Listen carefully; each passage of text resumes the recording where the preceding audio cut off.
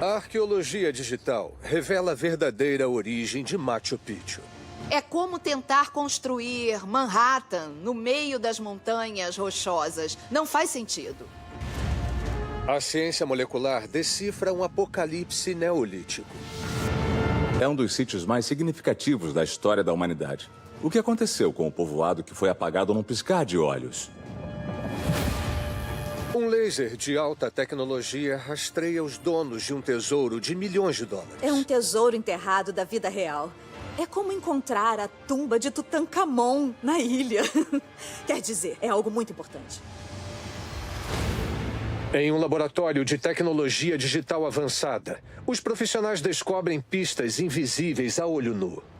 Eu nunca vi algo assim antes. E desvendam mistérios que nos rondam há séculos. Foi aquilo ali que os cientistas deixaram passar. As evidências apontam para uma incrível descoberta. Isso pode mudar o mundo.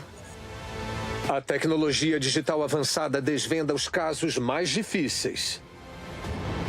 Esse mistério finalmente faz sentido. Desvendando o passado.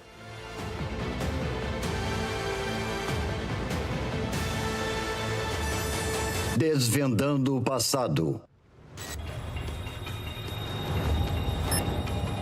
York, Inglaterra. Em 2004, uma cova de corpos mutilados foi descoberta abaixo de um quintal residencial. Eles encontraram alguns ossos representando um indivíduo e depois mais ossos apareceram. Há um total de 82 pessoas. Foi uma descoberta pavorosa. Está claro que esses indivíduos sofreram experiências terríveis. Quase 3/4 deles foram decapitados e muitos dos outros tiveram o crânio esmagado. No meio desses destroços de ossos, um deles apresenta uma lesão fora do comum. Um desses esqueletos apresenta uma série de depressões no osso pélvico, logo acima do quadril. Essas lesões não foram causadas por armas. Parecem marcas de mordida de algo muito assustador. É chocante. Será que uma análise digital avançada consegue descobrir a causa dessas lesões e também a história desse cemitério macabro de ossos humanos? É uma cena apavorante, mas esses ossos são um tesouro de pistas. Quem foram essas vítimas na cova? As escavações da York Archaeological Trust duraram mais de um ano. As provas de violência são surpreendentes. Logo de cara, fica claro que os esqueletos sofreram lesões no pescoço, mas também há lesões na coluna espinhal. É provável que foram feitas com uma espada ou um machado. Muitos crânios foram esmagados e mostram sinais de lesões por martelo ou uma lâmina de metal. A fim de determinar quando a chacina ocorreu, alguns fragmentos de ossos foram mandados para análise. A datação por radiocarbono mostra que os ossos são muito antigos. Não é um crime dos tempos modernos, nem mesmo medieval. Os ossos têm 1.800 anos e vêm da era romana. No ano 71 d.C., os romanos criaram York e a nomearam Eboraco. Essa província e base militar apoiava a entrada do Império na Escócia. York começou como uma fortaleza legionária e se tornou uma das principais cidades da Britânia romana e a maior da região norte. Controlava uma vasta área territorial e era um local próspero e muito importante. No ano 306 d.C., o valor estratégico da cidade levou à nomeação de Constantino como imperador. Havia alguns mercados, termas romanas, teatros, templos. Foi uma cidade romana muito característica por 300 anos. Para manter o poder no novo território, os romanos utilizavam a pena de morte. Os crimes mais hediondos eram punidos com execuções sangrentas. Seria possível que esse local fosse exatamente onde executavam os criminosos? Sabemos que os romanos utilizavam métodos de castigo que eram muito brutais. Os condenados à morte eram executados de diversas maneiras. Poderiam ser afogados, enterrados vivos, atirados de certa altura ou jogados para serem devorados pelas feras. Também eram crucificados ou decapitados. É possível que esse seja um local de execução romano e que esses indivíduos foram decapitados. Talvez fosse esse o método mesmo. Mas quando os investigadores estudam esses corpos anatomicamente, uma dúvida surge. Se fosse um cemitério dos executados, deveríamos encontrar uma grande variedade de pessoas diferentes. Mas esse não é o caso. A análise mostra que todos os 82 indivíduos tinham menos de 45 anos e que a maioria era do sexo masculino.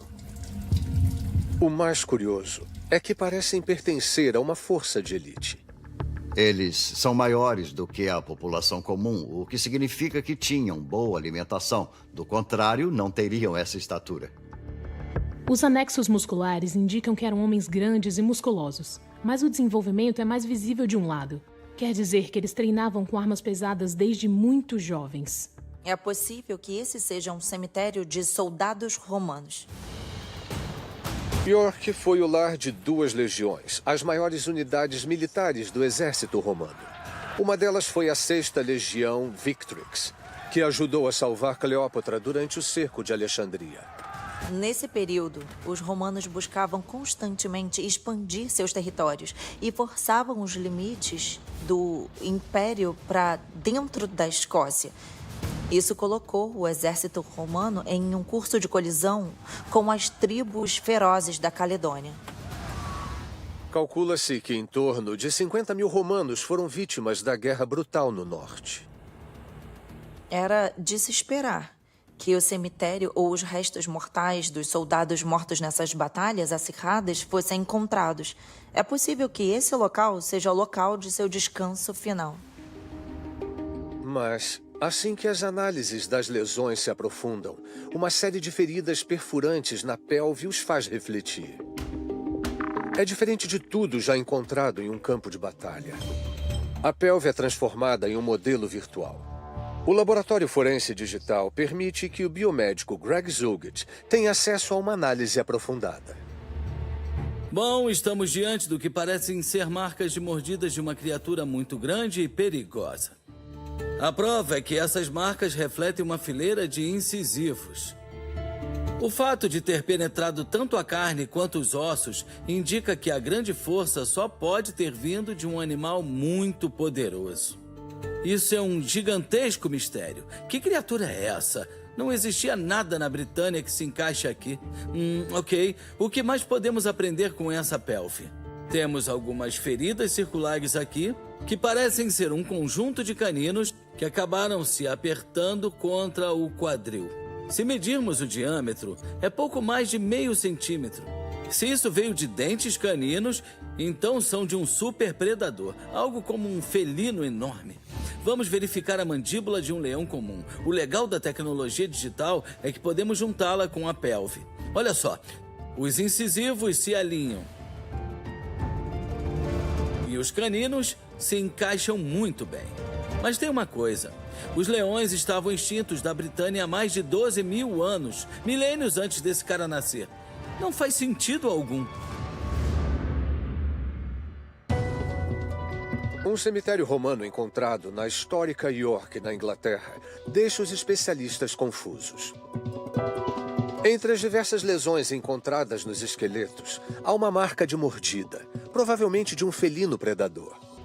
Os investigadores esperam que uma volta ao passado traga mais respostas. Eles testam amostras de dentes em busca de um elemento químico chamado isótopo. A dieta é o mais básico. A gente é o que a gente come. É possível olhar para 2 diferentes vias isotópicas de carbono, conhecidas como C3 e C4. Se nos alimentamos de trigo e cevada, somos predominantemente C3. Mas se nossa alimentação vem das colheitas do Oriente Médio, por exemplo, então teremos o C4 mais forte. E um grande número desses indivíduos possuem dieta C4. O que sugere que eles tenham vindo dos arredores da África do Norte. Temos aqui um grupo de homens fortes e lutadores que vieram dos 4 cantos do Império e foram enterrados no mesmo lugar. Todos possuem lesões de armas que receberam durante toda a vida, mas um deles parece ter sido atacado por um grande carnívoro. Juntando tudo, as evidências levam a apenas uma conclusão. Eles não eram soldados, eram gladiadores. Os gladiadores são exaltados pelo Império Romano e por filmes de sucesso de Hollywood. Os homens lutavam até a morte em combate com outros homens, ou, no caso dos bestiários, com superpredadores. Existem 2 tipos de bestiários. Um deles são os criminosos jogados na arena, pelados, sem nada. E a plateia assiste enquanto eles são devorados vivos. O outro são os profissionais. Esse é o trabalho deles e eles podem levar armas para lutar. Os mais temidos são os felinos. Há um relato que afirma que 200 bestiários romanos foram devorados por um único leão. Algumas fontes indicam que os gladiadores que eram forçados a ser bestiários preferiam o suicídio, porque sabiam que o fim seria violento e doloroso. É possível que algumas pessoas nesse cemitério sejam criminosos, envolvidos em espetáculos. Mas o interessante é que foram enterrados com roupas boas, em cemitérios apropriados, e a decapitação era parte de um ritual de enterro. A sugestão é que eles foram profissionais de combate, pagos para atuarem em circos da antiga York.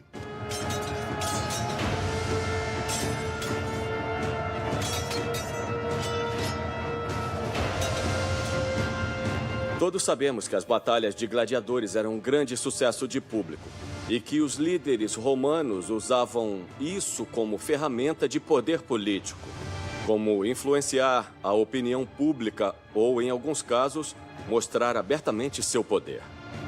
Esse sítio arqueológico em York pode ser um bom exemplo da estrutura do poder em Roma, que mandou uma instituição romana para o mundo a fim de estender o seu poder a milhares de quilômetros.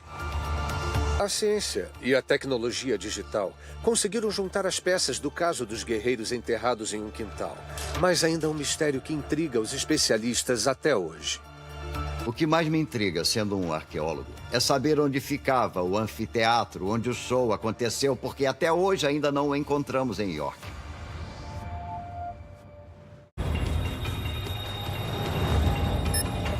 Abu Huwaira, Síria. Em 1972, arqueólogos descobrem os restos queimados de uma antiga vila. É um monte enorme que um dia conteve uma série de habitações circulares. Os especialistas acreditam que esse local é da Idade da Pedra, mas os grandes depósitos de restos carbonizados são prova de que houve uma catástrofe em algum momento. Misteriosamente, os padrões de queimada parecem fora do normal. Os restos carbonizados sugerem que houve temperaturas extremamente altas, mais altas do que qualquer incêndio conseguiria alcançar. É de impressionar.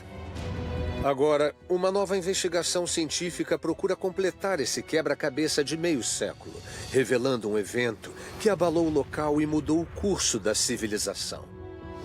Os arqueólogos consideram Abu Huwaira um dos locais mais significativos da história da humanidade. Os caçadores-coletores eram um grupo de muitos recursos, adeptos não só a sobreviver, mas também a prosperar. O que aconteceu com esse local, antes próspero, que desapareceu num piscar de olhos? O sítio incinerado fica em torno de 120 quilômetros da cidade de Alepo. Na década de 1970, o ditador Hafez al-Assad aprova a construção de uma barragem que inundaria o Vale do Eufrates e afundaria Abu Huwaira. Com receio de perder Abu Huwaira para sempre, os arqueólogos correram para escavar o local e recuperar os materiais. Durante a escavação, sedimentos foram retirados das camadas das trincheiras. Os cientistas descobriram um grande depósito de carvão em uma das camadas mais profundas. Uma datação por radiocarbono revelou que o carvão tem 12.800 anos. Naquele tempo, a região era bem diferente do deserto árido de hoje.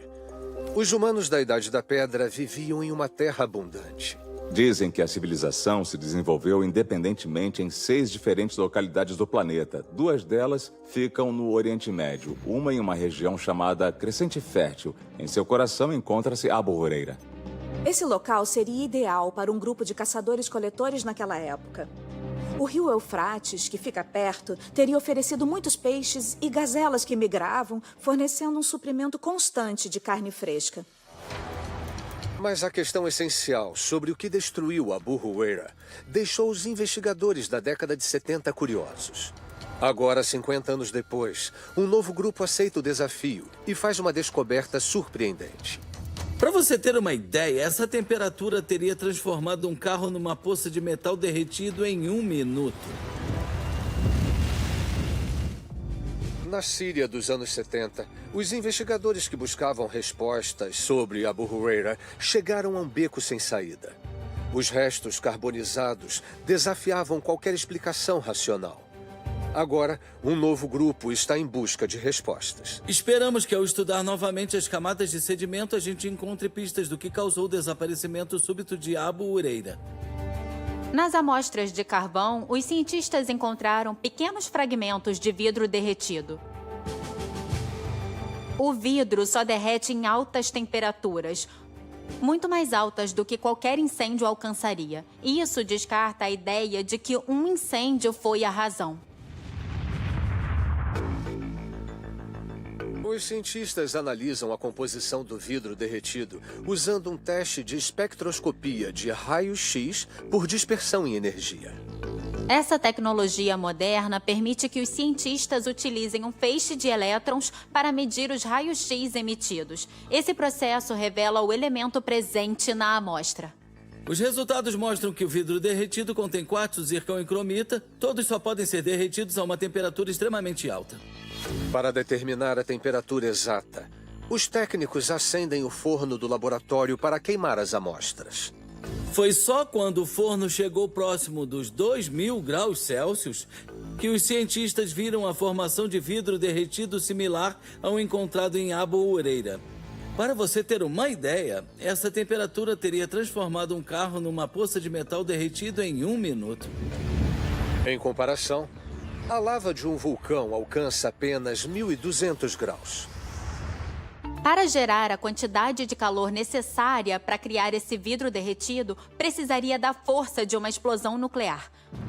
Na Idade da Pedra, a única fonte possível dessa energia seria um cometa, meteoro ou asteroide. Em 2017, pesquisadores descobriram que um ataque de asteroide no Canadá alcançou uma temperatura recorde de quase 2.400 graus, que gerou vidro derretido semelhante a Abu Huraira, mas ainda há uma possível falha. Não há nenhum sinal de crateras em Abu Huraira. Então, a explicação é que um cometa ou meteoro tenha explodido na nossa atmosfera. Um tipo de explosão aérea.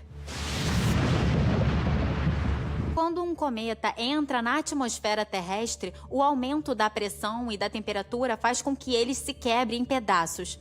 Cada pedaço pode gerar uma bola de fogo com a energia de 1 megaton.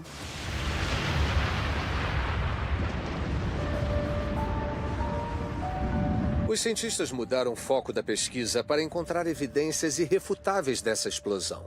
Um sinal dessa explosão são os nanodiamantes. Nanodiamantes são formados sob um imenso calor e pressão de um impacto cósmico. São incrivelmente pequenos, cabem mais de 20 deles dentro de um vírus da Covid-19. Encontrá-los é como procurar uma agulha num palheiro. Uma pequena amostra de sedimento é mergulhada em 5 ácidos.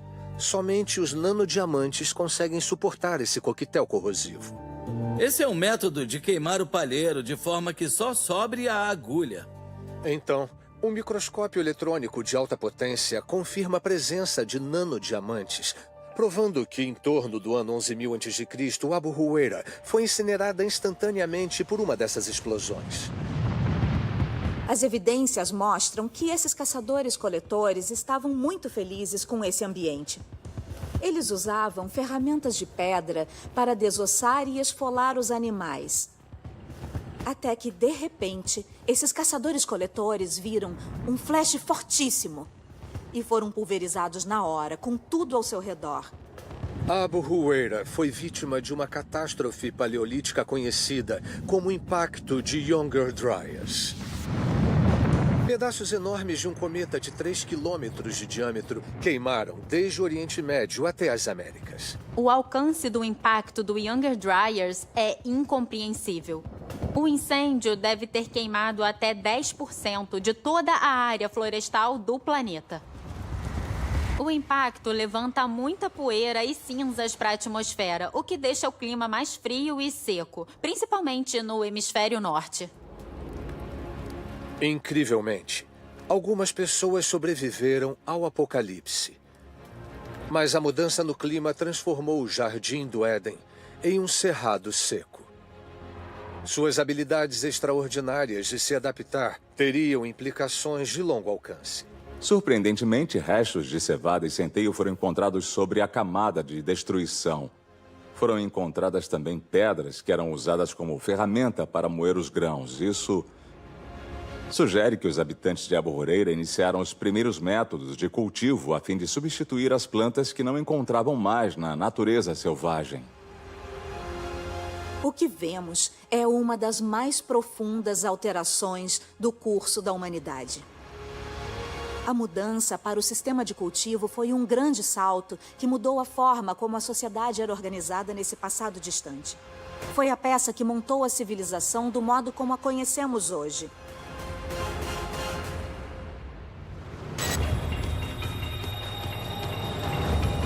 Cordilheira dos Andes, Peru. Quase 2.500 metros acima do nível do mar, encontra-se uma das 7 maravilhas do mundo, a lendária Machu Picchu. Machu Picchu fica no meio de uma floresta tropical de montanha. É a mais impressionante criação urbana do Império Inca. É realmente uma das maravilhas mais surpreendentes feitas pelo homem. Os incas valorizavam a paisagem e projetaram Machu Picchu em harmonia com a natureza. Por mais de um século, os especialistas têm examinado as ruínas, mas uma questão ainda é um mistério. Por que a civilização inca escolheu esse local precário para criar sua cidadela sagrada? O terreno é bastante irregular e há declives acentuados para o vale do rio abaixo. A logística de construir aqui é inacreditável. É como tentar construir Manhattan no meio das montanhas rochosas. Não faz sentido. A geoarqueologia digital pode finalmente ter revelado o segredo escondido dessa maravilha arquitetônica. Podemos ver que Machu Picchu fica bem aqui. É incrível. O X realmente marca o local. Machu Picchu, a joia do Império Inca. Com um alcance de mais de 32.000 hectares, é maior do que uma área com 200 prédios entre praças e terraços. Mas um mistério ainda incomoda os especialistas. Por que construí-lo tão alto nos perigosos Andes? Machu Picchu foi construído em meados de 1400. Nessa época, os incas eram governados por Pachacuti. Mas por que Pachacuti escolheu esse local remoto que vai além da lógica? Deve haver algo de excepcional sobre esse local para fazer os incas trabalharem tanto para construir aqui. O mais impressionante é que esse local conspira contra a construção. Machu Picchu consegue se manter em pé, mesmo que essa área seja atormentada por terremotos. Não é o melhor lugar para construir uma cidade. A altitude do local faz com que o mistério seja ainda maior. As rochas são granito de 250 milhões de anos. É duro, pesado e muito difícil de minar. Transportar milhares de blocos desse granito para lá ou até mesmo extraí-lo é inacreditável. Os especialistas suspeitam que, para entender o motivo dessa localização, é necessário conhecer o propósito da cidadela. A localização é no topo de uma montanha com lados íngremes e acesso por uma trilha estreita. Parecem características de uma fortaleza. Não existe uma muralha inca que sugira proteção e defesa. Esse local parece ter outro objetivo. Especialistas acreditam que a explicação mais relevante é que a estrutura foi dedicada ao deus do sol, Inti. Machu Picchu possui muitas construções sagradas. O Templo do Sol, o Templo das Três Janelas e o Intihuatana, que é um relógio de sol de pedra usado como calendário no Império Inca. Essa coletânea de arquiteturas de altíssima qualidade sugere que Machu Picchu poderia ser um centro religioso. Evidências arqueológicas encontradas anteriormente indicam uma possível relação com uma seita secreta. No início dos anos 1900, o professor de Yale, Hiram Bingham, recupera mais de 100 restos mortais de covas. O renomado osteólogo George Eaton analisa os ossos e descobre que a quantidade de mulheres é 4 vezes maior do que homens em Machu Picchu. Os resultados sugerem que Machu Picchu era o equivalente a um convento.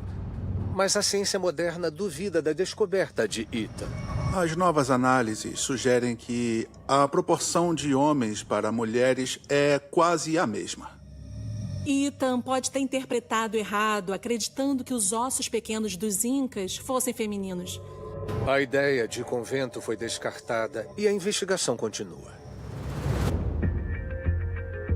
Agora espera-se que a geoarqueologia, que aplica a geociência a lugares históricos, possa descobrir o enigma de Machu Picchu. O levantamento de dados geológicos é utilizado para criar um modelo 3D. Eles são carregados para o laboratório para análise do historiador Sacha Auerbach. Nós criamos esse modelo digital detalhado da área de Machu Picchu. Aqui fica a cidadela, e dos dois lados ficam os picos, aqui e aqui. Os Andes são bastante conhecidos por sua atividade tectônica. São repletos de falhas geológicas e crateras de vulcões. Primeiro, vamos olhar as falhas geológicas. Aqui podemos ver 3 dessas falhas. Machu Picchu foi construído ao longo dessa, marcada em amarelo, flanqueado por essas 2 linhas brancas paralelas. Aqui no meio, esse pedaço de terra chamado fossa tectônica desabou, o que gerou um efeito bem interessante. Criou um declínio entre esses 2 picos. E, o mais interessante, criou terras mais planas, onde foi construída a cidadela. Geólogos analisaram as maiores falhas geológicas dos Andes em grande escala e descobriram algo interessante. Se eu aproximar, vemos que Machu Picchu fica bem ali na interseção entre as 3 maiores falhas geológicas. É inacreditável. O X realmente marca o local. Acho que o que vemos é uma peça crucial do quebra-cabeças que explicará por que os Incas construíram Machu Picchu bem aqui.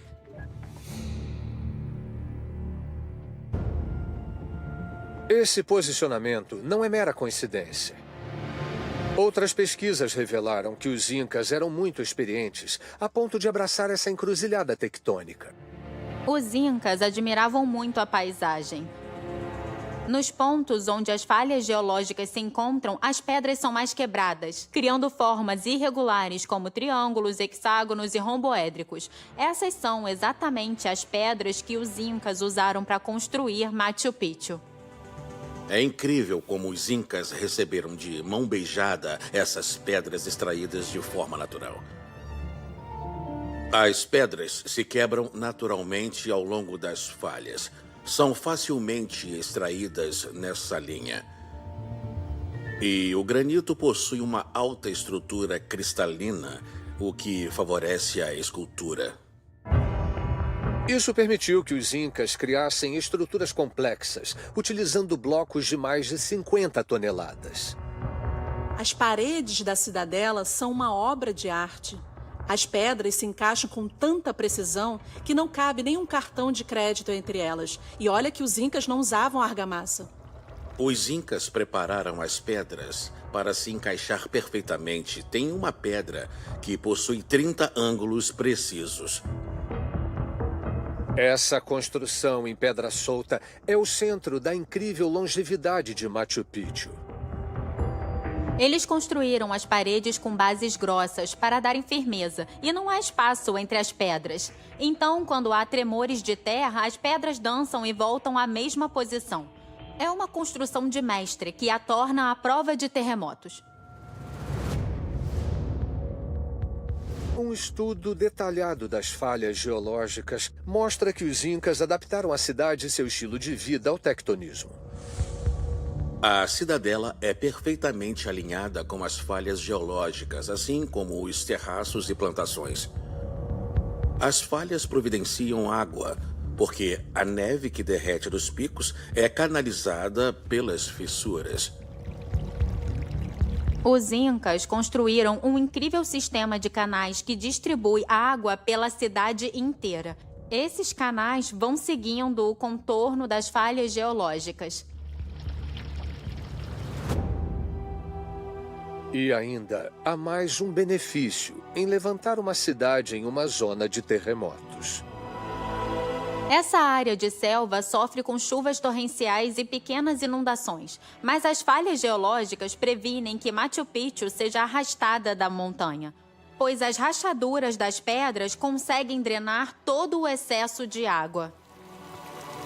Em geral, as falhas em Machu Picchu provaram ser uma bênção, não uma maldição. Machu Picchu é considerado o maior legado dos incas.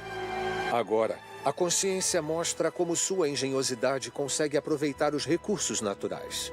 Os incas demonstraram uma incrível harmonia com a terra, escolhendo um lugar inóspito e o transformando num paraíso entre as montanhas. Esse lugar é considerado a criação mais maravilhosa do auge do Império Inca.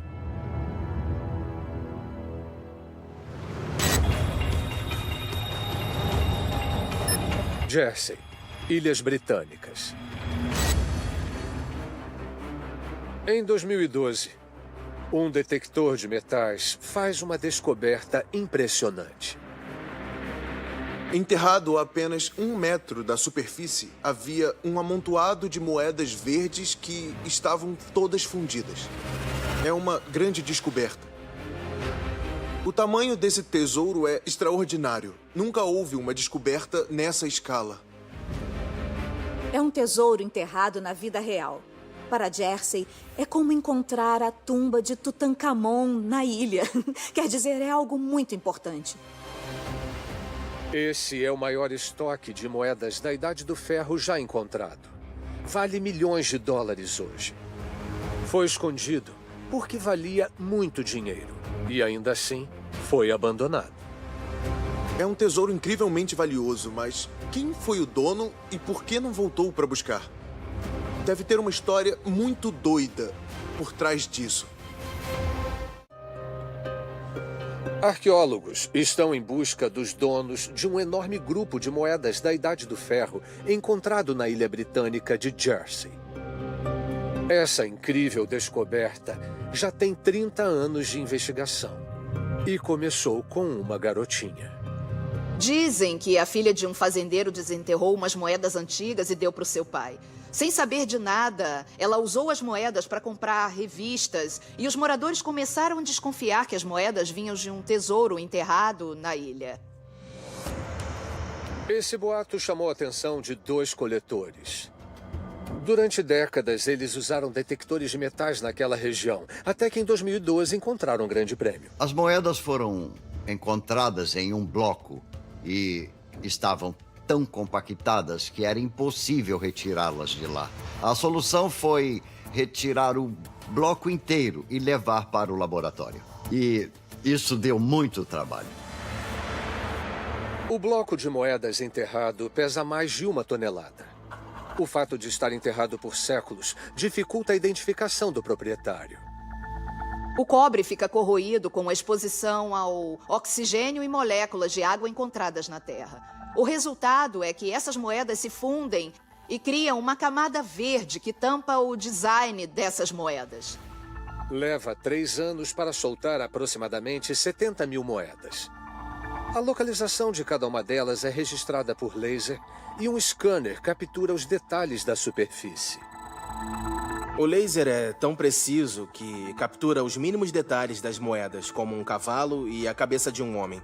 E esses detalhes são cruciais. As imagens na superfície e o metal utilizado são como um cartão de identificação e mostra que a maioria das moedas é de uma tribo celta chamada Curiosolita.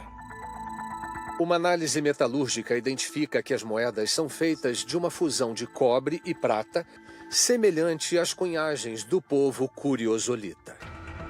A tribo Curiosolita vivia no norte da França. Sabemos também que, nas guerras da Gália, eles eram um estorvo para os romanos. As campanhas de Roma contra eles entre os anos 58 e 53 a.C. são bem documentadas por César. Eles também são conhecidos pelas suas fortalezas localizadas por todo o litoral norte da França. A ciência e o trabalho clássico de detetive conseguiram rastrear os proprietários desse bloco de moedas da Idade do Ferro. Mas um mistério ainda persiste. Essa coleção de moedas deve ter sido bastante valiosa para os curiosolistas. Por que teriam atravessado uma passagem perigosa com uma carga tão preciosa, enterrado as moedas e nunca mais voltado para buscá-las?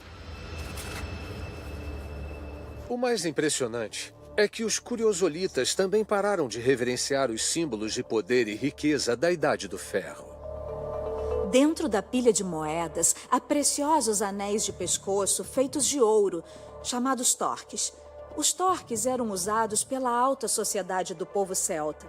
E a elite também utilizava em rituais importantes. Eles também usavam durante batalhas, tanto que ficou conhecido como um objeto da classe dos guerreiros.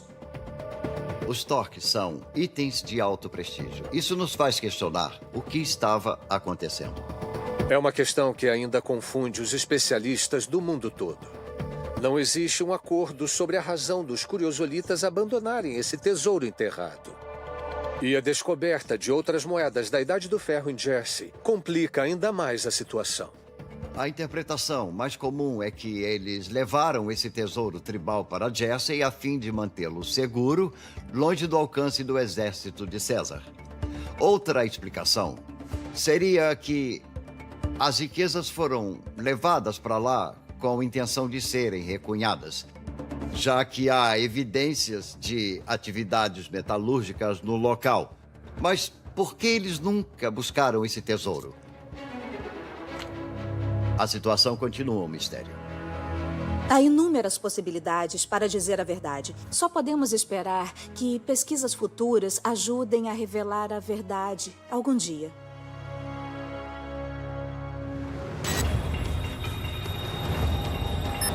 Tepozcotlula e Ucunda, México.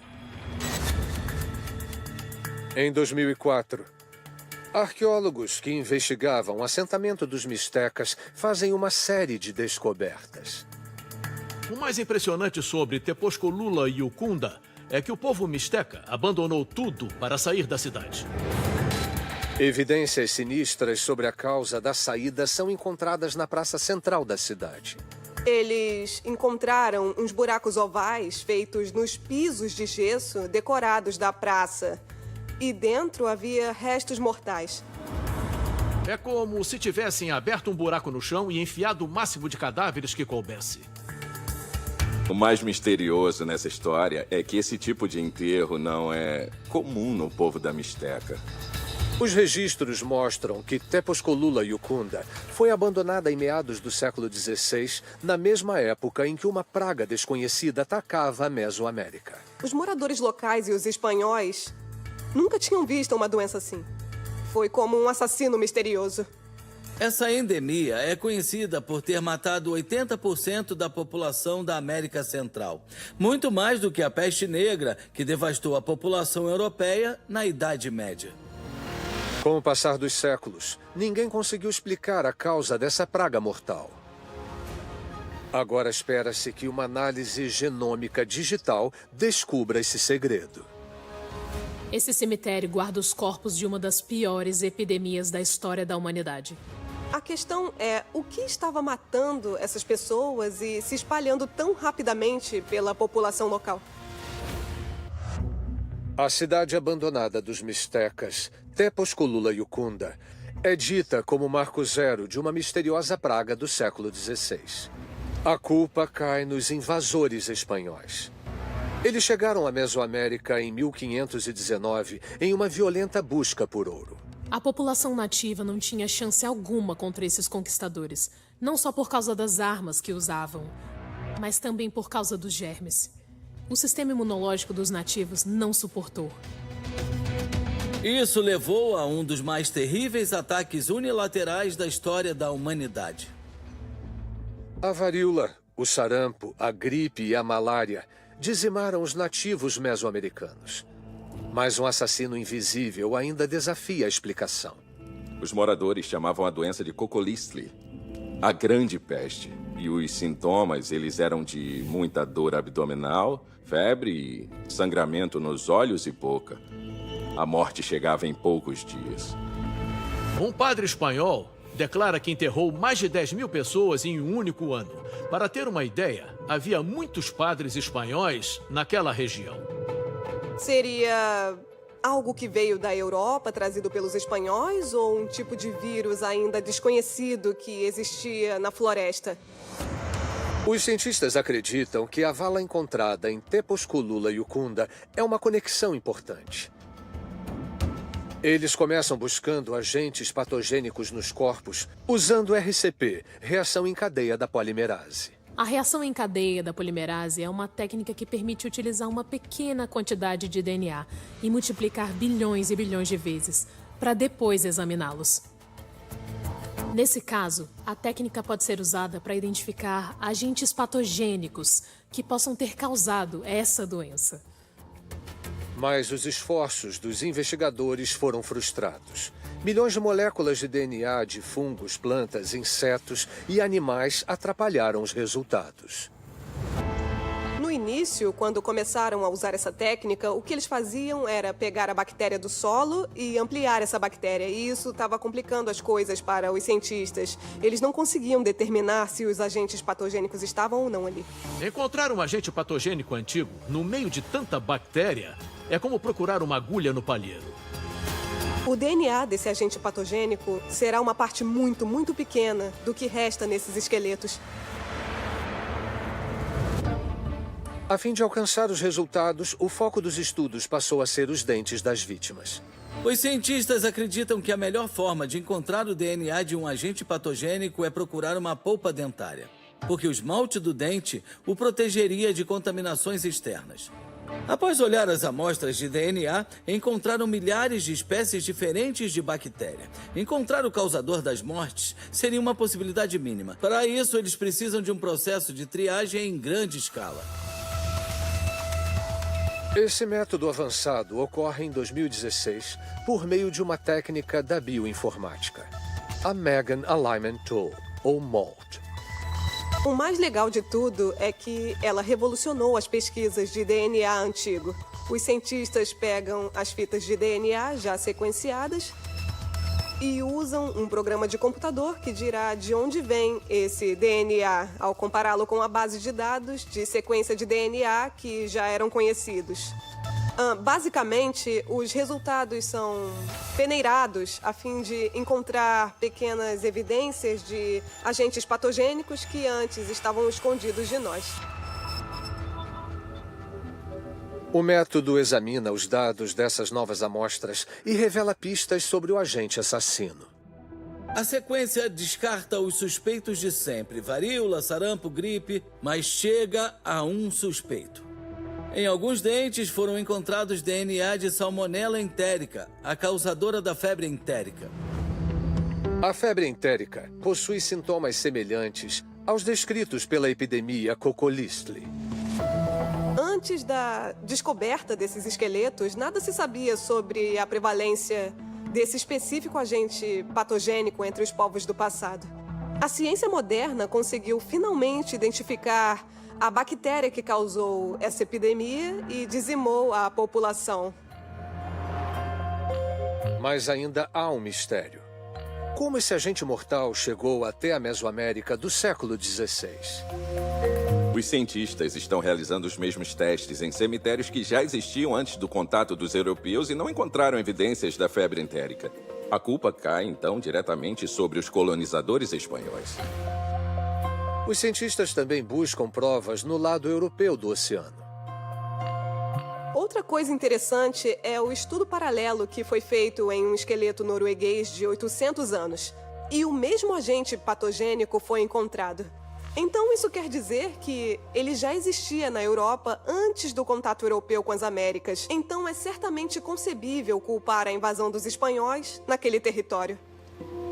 E depois que os espanhóis foram embora, é provável que esse agente tenha passado por uma mutação e se tornado algo ainda mais mortal. Imagina-se que esse vírus tenha chegado às Américas por meio do gado europeu ou por portadores humanos. Depois de chegar, teria se espalhado pela comida e água por meio de vômitos e materiais fecais dos indivíduos contaminados. Depois de espalhado, mataria milhões de indivíduos da América Central. Depois de solucionar esse antigo caso de Tepozcolula yucunda, a análise genômica de última geração passou a ser considerada pioneira nos estudos de agentes patogênicos, uma ferramenta da bioinformática essencial para descobrir casos de doenças que aterrorizaram nosso passado. Muitas doenças históricas foram absolutamente catastróficas, a ponto de destruir cidades inteiras e dizimar a população. Mas agora, com a ciência moderna, podemos entender mais sobre esses agentes que afetaram a história da humanidade. Versão brasileira Audiocorp.